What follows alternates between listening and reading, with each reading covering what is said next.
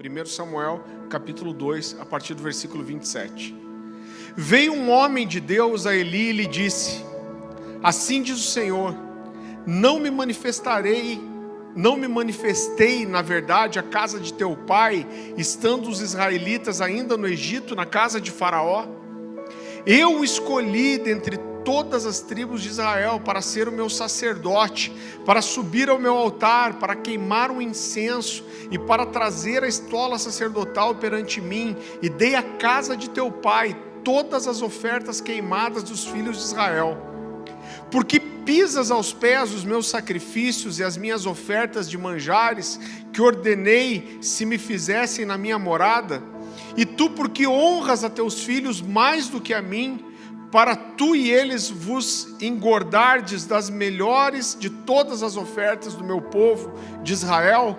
Portanto, diz o Senhor, Deus de Israel, na verdade dissera eu que a tua casa e a casa do teu pai andariam diante de mim perpetuamente, porém agora, diz o Senhor, longe de mim tal coisa, porque aos que me honram, honrarei, porém os que me desprezam serão desmerecidos.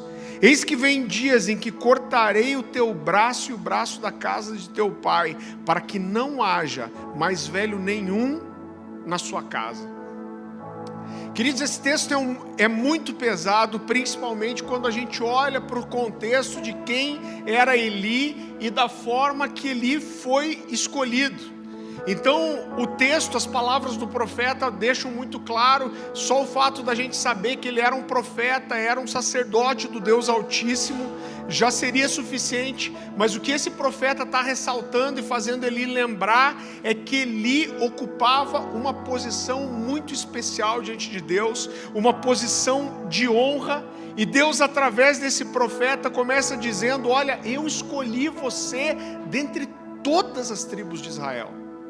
Você não está aí por acaso, você foi um escolhido. Eu escolhi você, eu escolhi a sua casa, eu escolhi a sua descendência, eu escolhi você para ser um sacerdote, eu escolhi você para estar diante da minha presença. Eu separei você, eu separei os seus filhos, não só para que você julgasse as causas do povo diante de mim, mas para que você me representasse diante do povo. Então Eli não era só um sacerdote, mas ele era um juiz perante o povo. E a Bíblia fala que por 40 anos Eli manteve uma posição de muito respeito diante de Israel. A gente está falando de um cara aqui que não tinha começado a governar, não tinha começado só o seu ministério, mas por 40 anos ele era o representante do povo diante de Deus e era o representante de Deus diante do povo. Ele era um homem que não só julgava as questões do povo, mas ele era um homem que ensinava a palavra de Deus. Ele era um homem que ensinava o povo a guardar a vontade de Deus. Ele era um profeta, era aquele que anunciava as coisas que Deus queria dizer para o povo.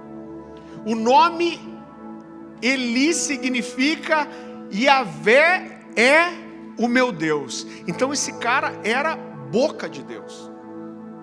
A Bíblia fala que Ana, a mãe de Samuel, era estéril. Ele vê essa mulher clamando diante de Deus, chorando, e esse homem dá uma palavra para ela, e ele diz: olha, vai em paz para a tua casa, e o Senhor teu Deus te conceda aquilo que você está pedindo que ele faça. E a verdade é que Ana vai para casa, e ela, estéril, engravida desse menino que viria a ser um grande homem em toda a história bíblica, chamada Samuel. Eli era um cara que era sensível espiritualmente, ele soube discernir a forma que Deus se aproxima de Samuel. Você conhece a história, quando Samuel está ali na casa de Deus, e Samuel ouve pela primeira vez, ainda garoto, Deus ouvindo ele ser chamado pelo nome 2 vezes, Samuel, Samuel. Eli, quando ouve essa história, ele sabia que realmente era Deus que estava falando com Samuel, e ele ensina Samuel a como responder a Deus. E querido, quando a gente olha para tudo isso, a gente vê que esse homem, ele sabia como se mover na presença de Deus, ele sabia das coisas espirituais, ele foi um discipulador incrível para Samuel, e a verdade é que ele ajudou a formar uma das principais figuras e um dos principais profetas do Antigo Testamento. E Deus começa usando esse profeta e dizendo: olha, eu escolhi você dentre todas as tribos para ser um sacerdote, eu escolhi você para um lugar de honra, eu escolhi você de forma especial. Agora é muito interessante, querido, que mesmo diante da posição que Eli tinha diante de todo Israel, e aqui isso traz uma lição muito importante para a gente, para que a gente sempre tenha os ouvidos abertos e sensíveis para ouvir quem quer que seja. Eu acho que uma das posições mais terríveis que a gente pode tomar como liderança é você chegar a um lugar onde você não consegue mais ouvir qualquer pessoa. E eu quero dizer para você que eu estou há muito tempo nesse negócio, e algumas das vezes que Deus falou comigo de formas profundas, formas intensas, não foi usando os profetas conhecidos e nem alguns dos grandes homens da nação, que eu já tive a oportunidade de estar junto, não só da nação, mas de fora. Já tive a oportunidade de estar junto, de estar na mesa, de viajar com homens que eu admiro assim muito, como o Jason Upton, Todd White. Já tive com caras incríveis, mas algumas das principais vezes que Deus falou comigo foi, às vezes, quando eu estava ministrando em algum lugar e um garoto muito novo chegou para mim e deu uma palavra profunda de Deus. Então, quando a gente entra, querido, como liderança no lugar de não conseguir ouvir a pessoa mais simples, esse é um grande sinal de que a gente está perdido. Então, quando eu olho para isso, é muito interessante que, apesar de Eli ser a voz de Deus, ser o homem que Deus escolheu em Israel, quando Deus quer liberar uma palavra de advertência e uma sentença para Eli, ele usa um desconhecido. E é tão interessante que a Bíblia diz assim, ó, veio um homem de Deus. Então esse cara foi um profeta levantado para declarar uma sentença para a principal figura de autoridade, a principal figura profética de Israel, e a Bíblia não diz nem o nome desse cara, mas ela diz: veio um homem de Deus e disse a Eli. Agora ele fala para Eli de coisas pesadas, duras, mas que Eli sabia que eram verdade, tanto que ele não nega, ele não rejeita, ele sabia que aquela palavra vinha de Deus. Eu quero que você abra comigo em 1 Samuel capítulo 2.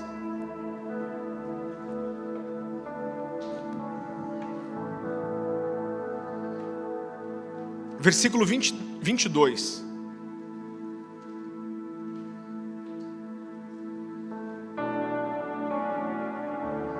Então você vai ver que Deus ele não começa falando só por esse homem, mas que Deus vai dando alertas para Eli, Deus vai tentando mostrar uma verdade para Eli, Deus vai tentando revelar algo para ele. E eu quero dizer para você que é assim, irmão, Deus não traz a sentença de cara, mas Deus ele vai tentando nos fazer entender. Mas quando a gente rejeita, o juízo vem. 1 Samuel capítulo 2, versículo 22, a palavra do Senhor diz assim: era porém Eli já muito velho e ouvia tudo quanto seus filhos faziam a todo Israel, e de como se deitavam com as mulheres que serviam à porta da tenda da congregação, e disse-lhes. Então Eli ouve o que os filhos faziam de mal, e ele chega a chamar a atenção dos filhos, repreendeu os filhos e disse-lhes: por que fazem essas coisas? Pois de todo esse povo, então ele está dizendo que ele ouvia de todo mundo, isso não era novidade. De todo esse povo ouço constantemente falar do vosso mau procedimento.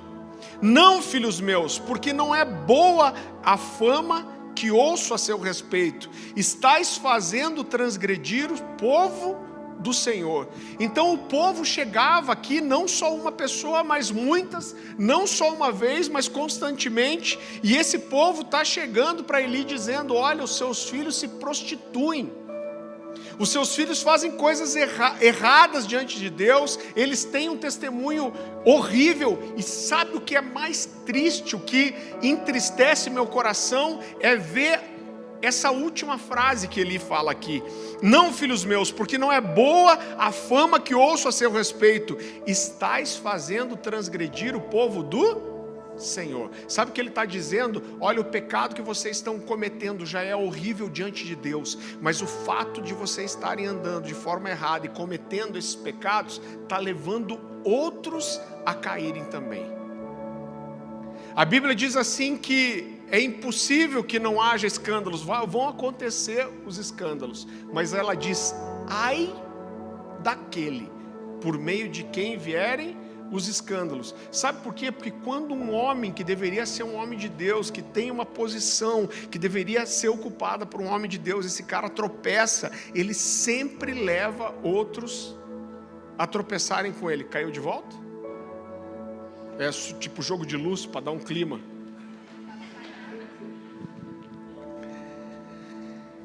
E querido, vem uma advertência, não só do povo, não só do profeta, mas também do próprio Samuel. Agora olha que interessante, Samuel era um garoto, Eli ensina Samuel sobre como ouvir a voz de Deus e corresponder a isso, mas quando Deus chama Samuel, a primeira palavra que ele recebe, a primeira palavra profética que ele recebe, era justamente uma sentença contra Eli. Então vá comigo para 1 Samuel, capítulo 3, a partir do versículo 11. A palavra do Senhor diz assim: disse o Senhor a Samuel: eis que vou fazer uma coisa em Israel, a qual todo que a ouvir lhe tinirão ambos os ouvidos. Naquele dia suscitarei contra Eli tudo quanto tenho falado com respeito à sua casa. Começarei e cumprirei. Então Deus está dizendo assim: eu estou anunciando, eu estou avisando, eu estou tentando corrigir, eu estou tentando repreender, mas aí ele diz: aquilo que eu comecei eu vou terminar, eu vou cumprir, porque já lhe disse que julgarei a sua casa para sempre, pela iniquidade que ele bem conhecia, porque os seus filhos se fizeram execráveis, e ele os não repreendeu. Portanto, jurei à casa de Eli, que nunca lhe será expiada a iniquidade. Olha como é pesado esse texto. Nunca lhe será expiada a iniquidade, nem com sacrifício, nem com oferta de manjares. Então, o que eu olho para isso é que Deus vem humilhar mesmo Eli. E ele usa esse jovem que acabou de começar a aprender, esse jovem que era um discípulo de Eli, e ele diz: olha, eu vou cumprir aquilo que eu anunciei através do profeta, eu vou trazer juízo sobre a sua casa. A Bíblia fala também, aqui no capítulo 2, que os filhos de Eli eram filhos de Belial. A Bíblia fala que eles não se importavam com Deus. Quando Deus fala para Eli: olha, por que você está permitindo que minhas ofertas sejam pisadas? É porque toda oferta deveria ser queimada diante do Senhor. Então a gente já tem falado sobre isso. Quando alguém queria entregar uma oferta para o Senhor, isso ninguém podia chegar diante do Senhor a não ser os sacerdotes. Então essas pessoas estavam indo para os filhos de Eli e entregando uma oferta para ser apresentada diante do Senhor, mas a Bíblia fala que eles tiravam as melhores partes da carne antes que ela fosse queimada. E quando essas pessoas tentavam proteger a sua oferta, o seu sacrifício, dizendo: não, eu não vou te entregar porque essa é uma oferta para o Senhor, a Bíblia fala que os filhos de Eli ameaçavam arrancar a força deles a oferta. E a Bíblia diz que era muito grande o pecado deles, porque eles desprezavam a oferta do Senhor. Agora, querido, olha o seguinte: Eli formou Samuel. Quando eu olho para quem Eli era, até ele começar a errar com os filhos de Eli, chamados Hofni e Finéias, eram dois jovens que tinham tudo para serem grandes homens de Deus. Olha o contexto que eles viviam. Eles tinham um pai que era crente, era um grande líder, e era um cara que teve um sucesso muito grande em preparar Samuel.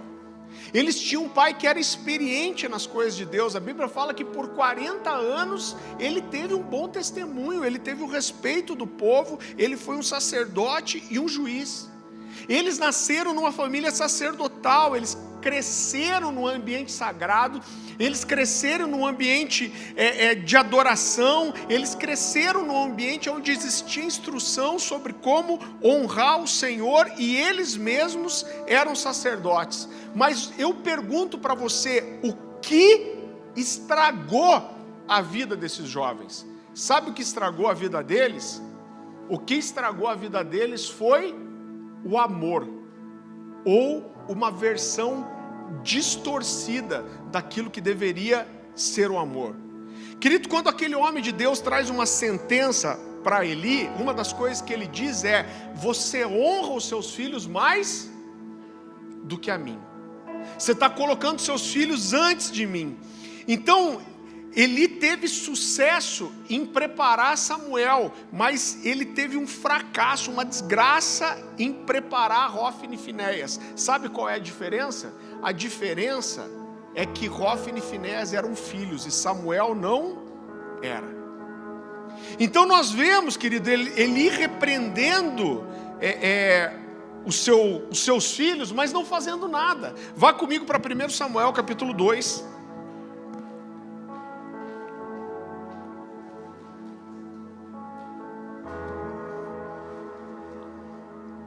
1 Samuel capítulo 2, a partir do versículo 23, a palavra do Senhor diz assim: e disse-lhes: por que fazeis tais coisas? Pois de todo esse povo ouço constantemente falar do seu mau procedimento. Não, filhos meus, porque não é boa fama que ouço, estáis fazendo transgredir o povo do Senhor. E ele continua: pecando o homem contra o próximo, Deus lhe será árbitro.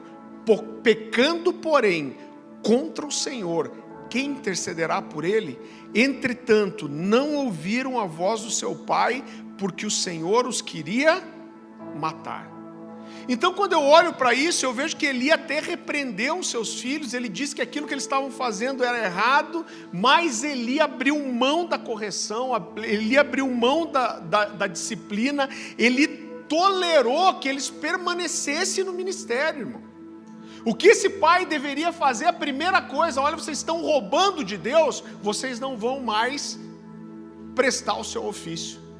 Vocês estão se prostituindo com mulheres no lugar que deveria ser santo, vocês não vão mais exercer o ministério, eles deveriam ser tirados, eles deveriam ser tratados. Agora, Eli tolerou que eles continuassem no ministério. E qual foi o resultado disso? O primeiro resultado de Eli não ter disciplinado os filhos como deveria, o primeiro resultado foi a rejeição de Deus. Então Deus diz: olha, eu disse que eu ia escolher sua família, eu disse que eu ia abençoar toda a sua descendência, que toda a sua descendência ia estar na minha presença para me servir como sacerdote, mas Deus diz: isso não vai acontecer mais. E querido, isso é tão sério que Deus chega para ele e fala assim: olha, eu honro aqueles que me honram. E Deus diz: você não está me honrando, eu não vou retribuir para você também. Agora a sentença que Deus dá é tão pesada que Deus diz assim: ó, nunca mais vai haver velhos na sua casa. E o que a gente vai ver depois é que os filhos de Eli são sentenciados à morte e eles morrem, irmão. Sabe o que isso significa? Que ele não teve descendência. Então, quando Deus diz: olha, eu prometi e eu falei que eu ia estabelecer o seu sacerdócio e dar continuidade às futuras gerações, então Deus não tirou só o sacerdócio dele, mas Deus acabou com as futuras gerações. Esse homem não teve continuidade na sua descendência. E a segunda consequência foi que Deus sentenciou esse homem. Então, como eu disse, ele falou: olha, não haverá velhos na sua casa, você não vai ter uma descendência, todo mundo que partir de você vai morrer cedo. E isso acabou. Agora, e Deus ainda diz: olha, quando eu restaurar Israel, a sua família não vai estar viva para ver o que eu vou fazer. E Deus traz o castigo sobre eles. Chega uma hora que esse profeta diz: olha, os teus 2 filhos vão morrer no mesmo dia pela espada dos seus inimigos. E a Bíblia fala que é isso que acontece, né? A Bíblia fala que esses meninos tolos, endemoniados, tentam levar a Arca da Aliança para o campo de batalha como se fosse uma espécie de amuleto. E esse texto é tão forte porque a Bíblia diz que quando eles chegam e o povo vê a Arca da Aliança, eles achavam que aquilo ia funcionar e eles iam ganhar a batalha. A Bíblia fala que eles gritam de um jeito que a terra treme e os inimigos ficam morrendo de medo. Eles falam: o Deus de Israel chegou no arraial. Só que a verdade só tinha ido a arca para lá e a presença de Deus não tinha ido. E o resultado é que o povo de Israel foi massacrado, a Arca da Aliança foi roubada. Ela desaparece aqui nesse momento, e os 2 filhos de Eli são mortos nesse campo de batalha. A Bíblia fala que quando a batalha está acabando, alguém chega e conta para Eli. A Bíblia fala que os olhos de Eli estavam escurecidos, ele estava cego já.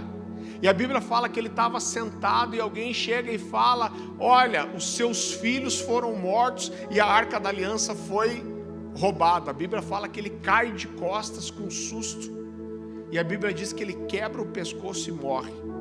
A esposa de Finéias, que estava grávida, perto de dar à luz, ela entra em desespero quando ouve aquela notícia. Ela começa a ter dores de parto, ela se agacha onde ela está, ela dá à luz ao seu filho, e a Bíblia diz que ela deu o nome para aquele menino de Icabode, que significa: a glória de Deus foi embora.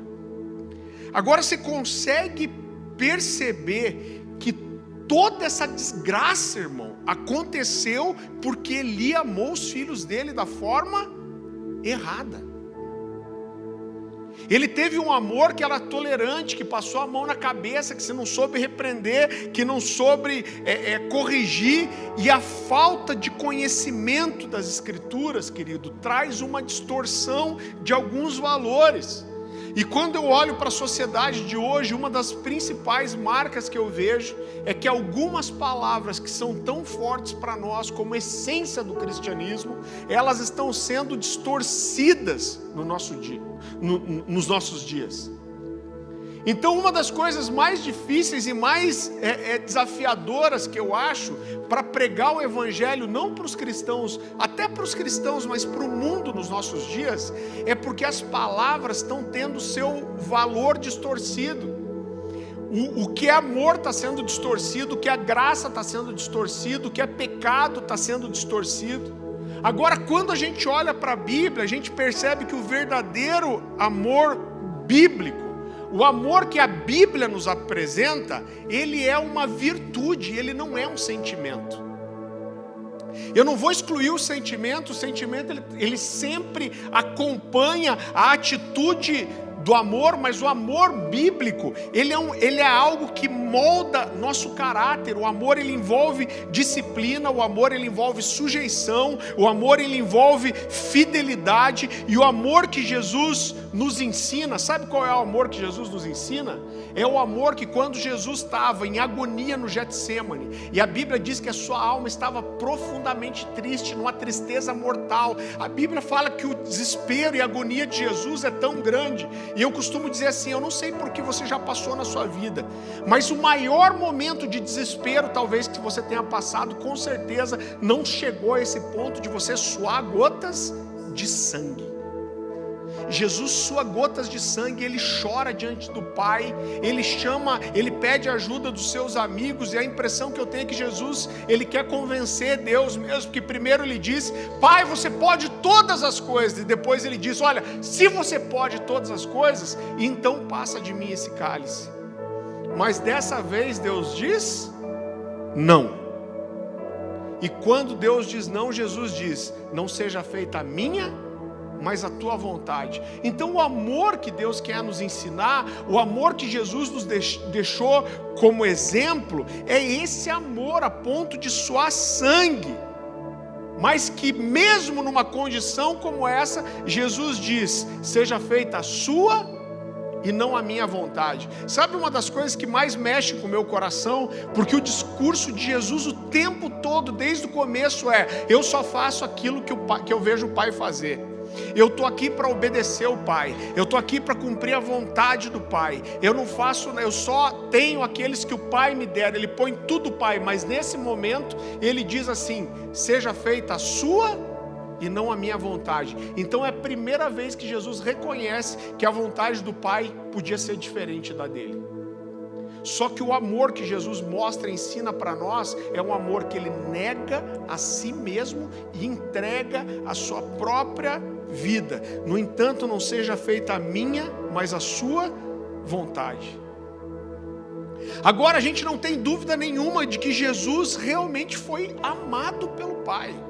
A Bíblia é muito clara sobre isso, mas o amor que Jesus recebeu de Deus não fez Jesus brigar pelos seus direitos, mas fez Jesus entender que a vontade de Deus era a melhor coisa que podia acontecer para ele e levou Jesus a se sujeitar a essa vontade, mesmo quando ela parecia o pior caminho, o caminho mais difícil. É por isso que Jesus nos ensina lá em João capítulo 14, versículo 21, você não precisa abrir. Jesus diz assim: quem tem os meus mandamentos e lhes obedece, esse é o que me ama. Ele está falando do amor que ele viveu, do modelo de amor que ele deixou. E ele diz: Pai, e eu também o amarei e me revelarei a ele. Então o verdadeiro amor, ele é uma virtude que molda nosso caráter. O amor de Deus revelado em Jesus, revelado na Bíblia, diz: olha, eu te amo e quero o melhor para você.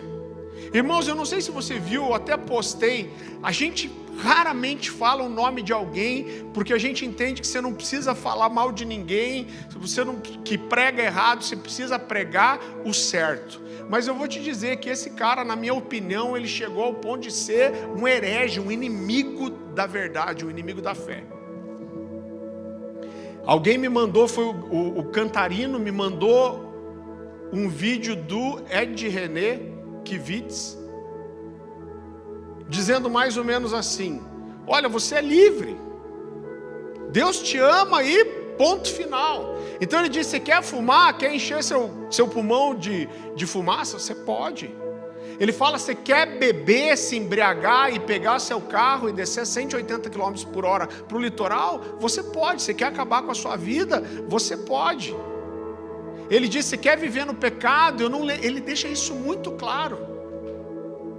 Ele diz assim: agora você quer destruir sua vida, é problema seu, mas você não pode deixar de fazer essas coisas porque você acha que Deus vai te julgar. Irmão, isso é desprezível, diabólico.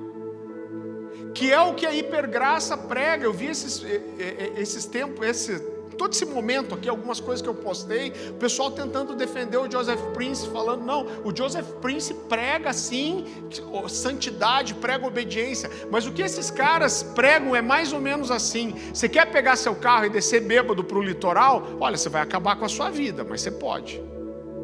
Você quer fumar? Vai te dar um câncer, você vai encher seu pulmão de fumaça, mas você pode. Você não deve. O que você deve? Você deve andar em santidade. Você deve obedecer às leis. Isso que Deus espera de você. Isso que é bom. Tá, mas se eu não fizer essas coisas, se eu escolher destruir minha vida, se eu escolher trair minha esposa, se eu escolher o vício, se eu escolher o pecado, não, é melhor que você não escolha. Tá, mas se eu escolher? Não, tá tudo bem, Deus vai te perdoar porque Ele te ama. Porque não é o que você faz, é o que você é. E você é um filho amado. Irmão, isso é do Satanás. Eu fico imaginando o cara descendo a 180 por hora, cozido, batendo o carro, acabando com a vida dele, e pro Ed René acaba aqui. Aí você é amado por Deus. Eu fico imaginando esse cara, no momento, sentado no banco do carro e outro no colo do capeta. Por quê? Porque é um engano, porque isso não é amor, irmão. Você entende que isso não é amor? Isso não é amor. O amor de Deus diz assim: eu te amo e quero o melhor para você. A versão distorcida a versão distorcida pelo diabo é: eu te amo, então eu quero que você tenha o que você quiser. Isso não é amor. C.S. Lewis diz uma coisa muito interessante. Ele diz assim que é para os filhos bastardos ou para os filhos ilegítimos que a gente não se preocupa e nós nos contentamos com que eles sejam felizes. Ele diz assim: mas para os filhos legítimos, nós não nos contentamos que nossos filhos sejam só felizes, mas a gente quer que eles sejam felizes da forma certa. Então se o teu filho diz para você assim: eu quero ser feliz enfiando a minha cara e destruindo a minha vida nas drogas, você não vai ficar contente com isso. E ele vai dizer para você: mas eu estou feliz, eu estou roubando, eu estou no tráfico, eu estou roubando outras pessoas, mas eu estou feliz. Você não vai olhar para ele e falar: o que importa é que você está feliz, então está tudo bem. Mas o cara acha que Deus faz assim com a gente. Você está destruindo sua vida, você está acabando com a sua família, você está ferindo outras pessoas, e daí Deus vai falar: não, é melhor que você não faça. Mas se você fizer, está tudo bem, eu te amo, você é meu filho. Isso é uma grande mentira do diabo. Em Mateus capítulo 16, abra comigo lá, por favor.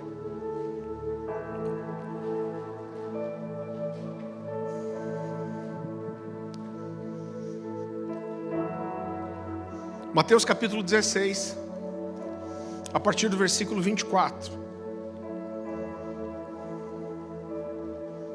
Vocês viram que eu escolhi por uma noite de Dia dos Namorados uma palavra suave, falando de amor. Desculpa aí, gente. Depois você vai para um jantar com a sua esposa, come ervas amargas. Mateus capítulo 16, a partir do versículo 24, a palavra do Senhor diz assim: então Jesus disse aos seus discípulos: se alguém quiser seguir-me ou acompanhar-me, negue-se a si mesmo, tome a sua cruz e siga-me.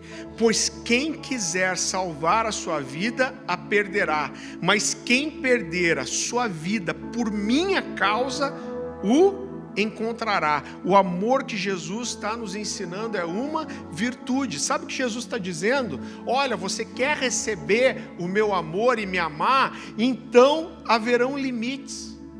Você quer receber o meu amor e me amar? Então a sua prioridade sou eu, não é você. Você quer receber o meu amor e viver o meu amor? Então você precisa estar disposto a fazer a minha vontade, não a sua, quando as nossas vontades forem divergentes. Então, o que Jesus está dizendo: olha, você quer me amar e ser amado por mim? Então tem um custo, isso exige um compromisso, isso exige uma decisão. Quando a gente vai para 1 Coríntios capítulo 13, querido, a Bíblia fala que o amor não busca os próprios interesses. É isso que o Senhor está nos ensinando. Você ama o Senhor, então não é o seu interesse. A Bíblia diz que o amor, ele não se alegra com a injustiça, mas ele se alegra com a verdade. A Bíblia fala que o amor tudo sofre, o amor tudo crê, o amor tudo suporta, o amor tudo espera. Por quê? Porque o amor verdadeiro, o amor que o Senhor nos ensina na sua palavra, é um amor virtude. É um amor que leva um homem a ser fiel ao seu casamento mesmo 50 anos depois. Eu quero honrar um homem aqui que eu admiro muito, pastor Pascoal Piragini. A esposa dele teve uma doença degenerativa, ficou anos numa cama, irmão. Anos, vegetando numa cama. Sabe qual é o amor de Deus? É o amor que faz um homem permanecer fiel à sua esposa, mesmo quando ela está vegetando numa cama. O amor verdadeiro, ele tem um compromisso com a verdade, mesmo quando a mentira parece parecer o caminho mais fácil. Você sabe que às vezes a gente pega umas pessoas que vêm até a gente, e você começa a querer tratar, e você descobre um adultério, e uma desculpinha esfarrapada do Satanás, é o cara que vem, o cara traiu a esposa, mentiu, enganou, porque, irmão, vamos falar a verdade. Quando você vai tratar um casal e você vai tratar um adultério, você sabe o que é a coisa que mais machuca? Não é às vezes nem a relação sexual, mas é a mentira. Porque quando uma esposa trai o seu marido, quando o marido trai a sua esposa, essa é uma das atitudes mais egoístas que podem existir. Sabe por quê? Porque você só pensa em você, no seu prazer, no seu cuidado, no seu ego, na sua satisfação, e você não está nem aí para o outro. Então, o verdadeiro amor, ele escolhe a verdade mesmo quando a mentira parece ser o caminho mais fácil. Eu estava falando, uma das desculpinhas que a gente ouve é mais ou menos assim: se aperta o cara fala que traiu a esposa. E aí você fala, cara, você vai ter que confessar para tratar seu casamento. E a desculpa do cara que parece espiritual fala assim, não, por que eu vou fazer isso com a minha esposa? O vagabundo sem vergonha trair não tem problema, mas dizer a verdade ele vai ferir a esposa. Parece que o problema não é trair, o problema é contar a verdade. Então, quantas vezes eu já ouvi essa desculpinha assim, não, pastor, Deus já me perdoou, eu já me arrependi, por que eu vou fazer a minha esposa sofrer? Só vai trazer sofrimento eu contar para ela. Por quê? Porque o cara está pensando nele, ele que não quer passar pela vergonha, pela desgraça que é se fazer o caminho de volta, de reconstruir um casamento. E só que o verdadeiro amor, ele continua escolhendo a verdade, mesmo quando a mentira parece um caminho mais fácil. O verdadeiro amor, ele traz limites, ele não deixa os sentimentos e impulsos estarem no controle. O verdadeiro amor, ele molda o caráter, ele é muito mais do que sentir alguma coisa. Agora, o que eu vejo, querido, é que o verdadeiro sentido do amor, ele tem sido muito distorcido, não só na nossa geração, na cultura secular, mas dentro da igreja também. Então, quando você olha, você vai entender do que eu estou falando, a cultura tem associado ao amor, que deveria ser uma virtude, associado o amor a tudo quanto é outro tipo de coisa. Então, associado a um sentimento, ao afeto, ou até uma pseudo-liberdade. O que eu quero dizer com isso?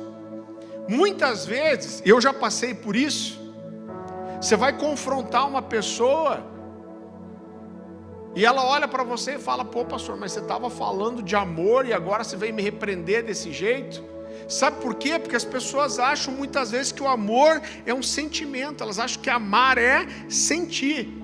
Então as pessoas entram no casamento e elas são fiéis até quando elas estão sentindo amor. Não tem uma música secular aí que diz que todo amor é eterno enquanto dura? Então as pessoas, elas são fiéis enquanto elas estão sentindo amor, mas se elas passarem a sentir amor por outra pessoa, elas não são fiéis mais.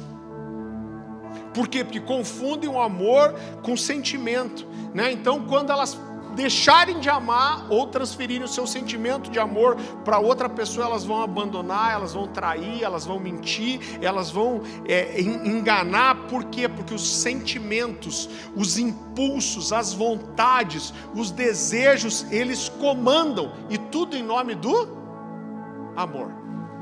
Eu lembro que uma vez eu estava acompanhando um rapaz e ele tinha acabado de abandonar a esposa.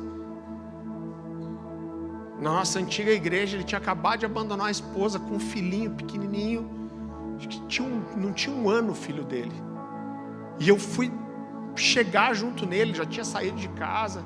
E aí eu fui tentar corrigir ele, puxar ele para a realidade. Ele falou assim, ô pastor, fica feliz comigo, porque eu estou feliz, estou amando, pastor. Olha que coisa do Satanás, irmão.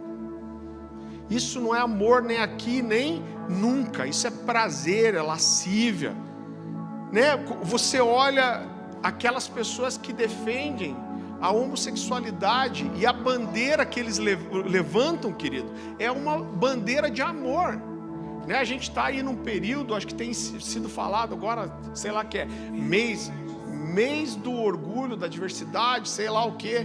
Então qual que é a bandeira que essas pessoas levantam? É a bandeira do amor.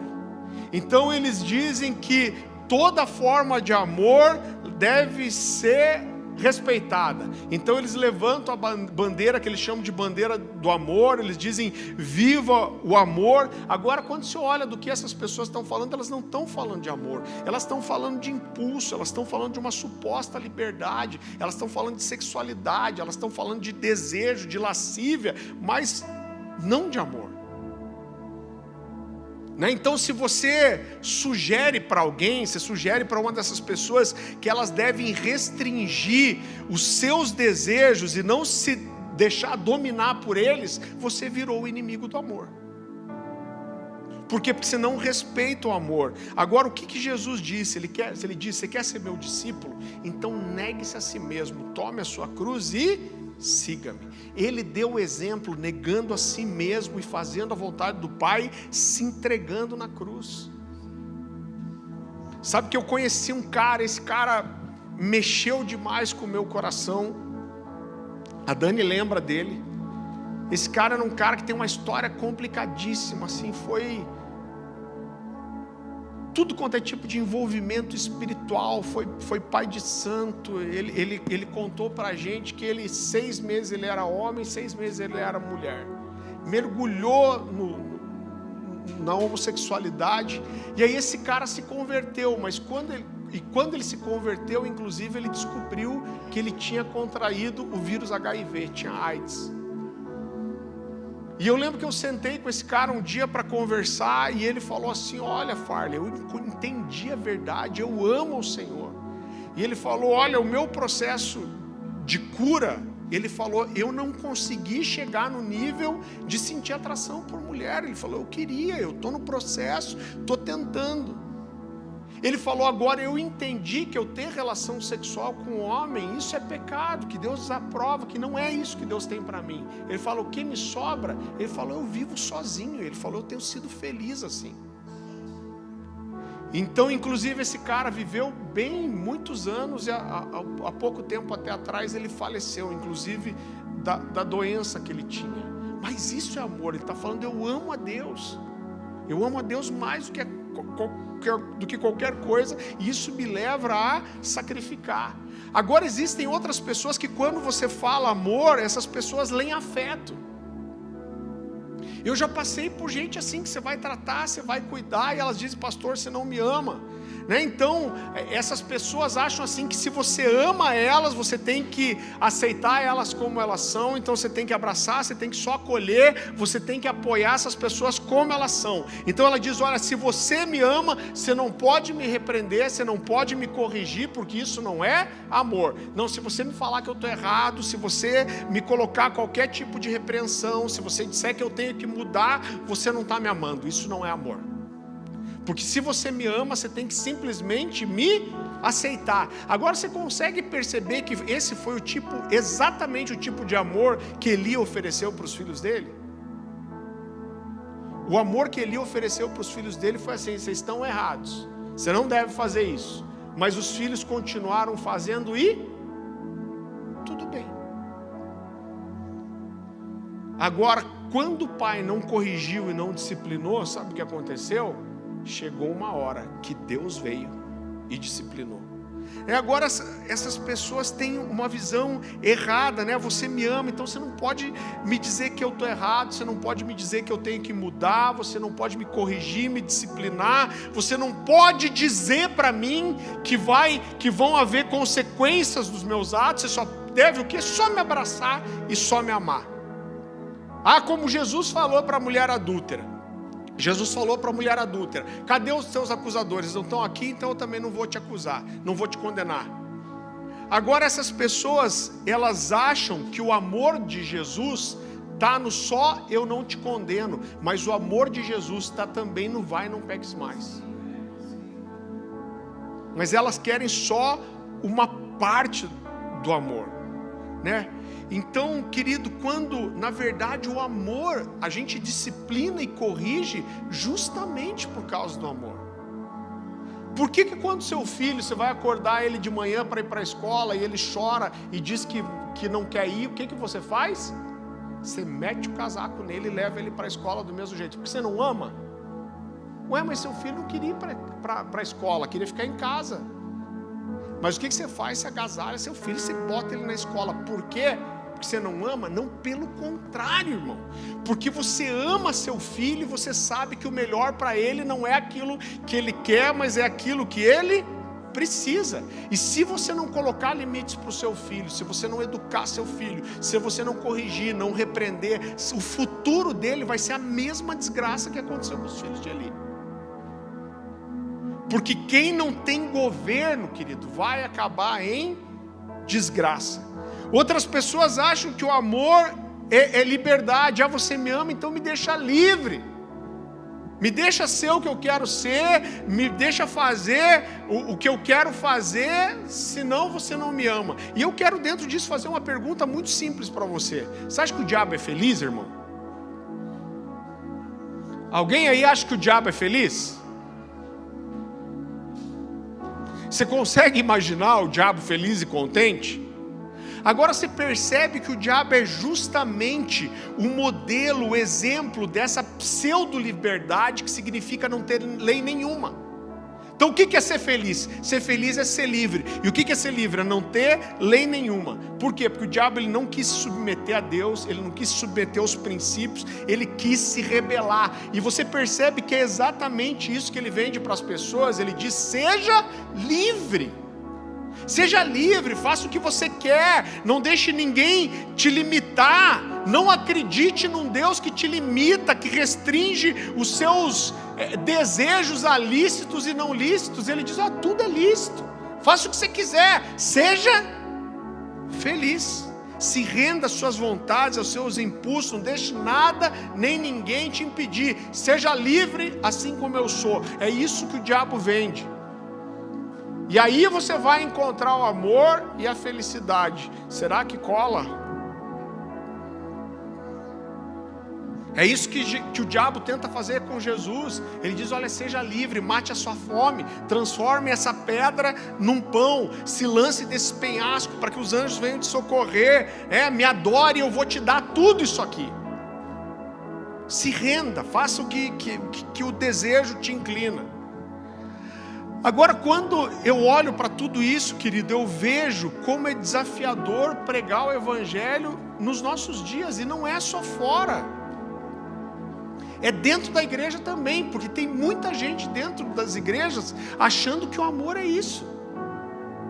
Então, quando você começa a falar de santidade, você começa a pregar contra o pecado, o cara te chama do quê? De legalista, ele te chama de religioso, de fariseu, e ele diz que você não entendeu a graça de Deus, que é o que a figura do Ed René Kivitz está pregando. Não é o que você faz, é o que você é. O que você é? Você é filho de Deus, então faça o que for e se lasque. Por quê? Porque Deus te ama, e o amor de Deus deixa você fazer o que você quiser. Não é bom que você faça, mas se você fizer, está tudo bem. Agora o problema é que quando a gente está pregando sobre amor, as pessoas estão entendendo sentimento, afeto, liberdade. E quando a gente mostra para essas pessoas o que é o amor bíblico, essas pessoas vão nos acusar de não amar. Agora a Bíblia diz que o Senhor repreende e corrige justamente aqueles que Ele ama. Irmão, nenhum pai em sã consciência que ame os seus filhos vai deixar os seus filhos soltos ao seu prazer e a fazer o que quer. É só você pegar uma criança e não colocar limite, você vai ver a desgraça que vai virar. Mas o verdadeiro amor, o amor que Jesus nos ensinou, é um amor que obedece princípios, é um amor que respeita limites, é um amor que é mais que um sentimento, é um amor que é fiel, é um amor que nega a si mesmo, é um amor que não se rende aos seus impulsos, é uma virtude. O amor não negocia com a verdade. Então é por isso que a tolerância nunca vai ser sinônimo de amor.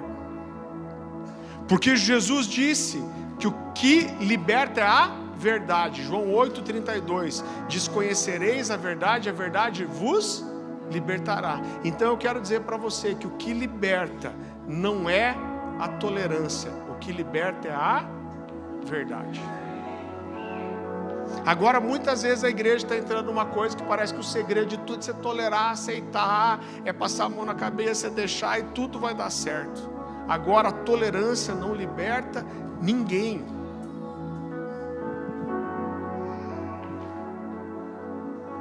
Agora o amor de Deus, querido, se revela nisso. Se revela e nos ajudar a entender que a gente precisa trazer governo para a nossa vida. Porque o amor, ele traz limites. A partir do momento que eu aceitei casar com a minha esposa, eu fiz uma aliança com ela, isso encerrou a minha vida para o relacionamento com qualquer outra mulher. Por quê? Porque o verdadeiro amor, ele põe limites. Ele fala que acabou. Você quer amar, então a sua liberdade para escolher outra pessoa, para estar com outra pessoa, para oferecer amor para outra pessoa, acabou aqui. Então o amor, ele estabelece limites, ele molda nosso caráter, e o nosso relacionamento com Deus é a mesma coisa. Então, se você diz que ama a Deus, você precisa ter uma aliança de fidelidade com Ele, você precisa ser fiel, você precisa ter limites, você precisa ter temor. Agora eu digo para você, se você receber um amor, e sabe, eu lembro de uma situação que marcou tanto meu coração, a Dani vai lembrar disso também. Um dia que a gente pegou uma menina nos jovens e a gente viu um comportamento dela que não era legal, uma situação emocional, afetiva, e a gente com muito jeitinho puxou ela de lado e repreendeu ela. E ela começou a chorar. E quando ela começou a chorar, eu falei, cara, acho que a gente foi duro demais. E aí ela chorando olhou para a gente e falou assim, meu pai nunca ligou para nada que eu fizesse, eu podia fazer o que eu queria. E ela falou, eu nunca senti o amor dele assim como eu estou sentindo de vocês. Porque é isso, o amor protege, irmão, o amor põe limite. Agora, talvez você tenha recebido inclusive uma educação que não te deu limites. E isso reflete em várias coisas na sua vida. Agora, o amor de Deus e a graça de Deus, é isso que as pessoas têm uma dificuldade tão grande de entender, que parece que muitas vezes assim, ó, eu dou a minha graça para você. Então eu vou tirar você do lamaçal do pecado, eu vou te lavar com o meu sangue, eu vou te purificar, e depois eu vou bater nas tuas costas e falar, volta pro chiqueirinho. E parece que isso é amor. Não, eu te amo, eu te lavei, eu te purifiquei, mas eu te amo tanto que se você quiser, você pode voltar a rolar na lama no chiqueirinho. Não, mas o amor de Deus, um amor que diz assim, cara, eu te lavei, você não precisa mais, você está livre desse lugar, você não é mais escravo do pecado. Por quê? Porque a graça de Deus que nos perdoa, ela é a mesma graça que nos santifica. Jesus não quer só nos livrar dos nossos pecados, mas Ele quer nos livrar da desgraça que o pecado gera, não é só da condenação.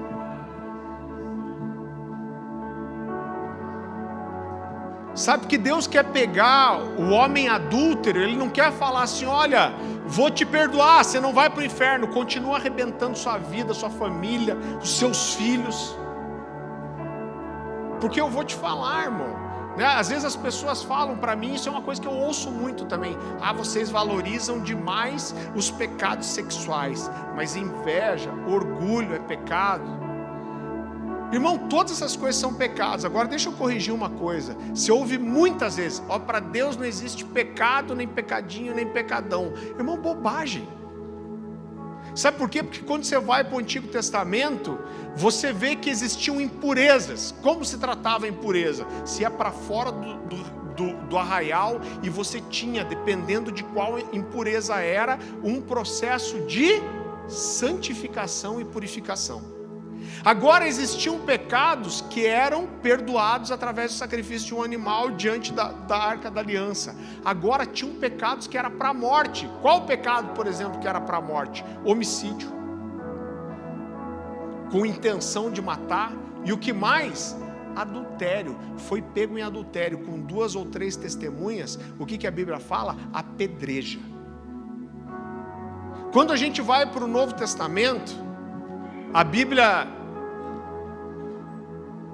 fala, querido, Jesus diz assim, maior pecado cometeu aquele que traiu o Filho do Homem. Então para mim é muito simples, se tem maior, tem menor. A Bíblia fala de um único pecado que não tem perdão, que é a blasfêmia contra o Espírito Santo.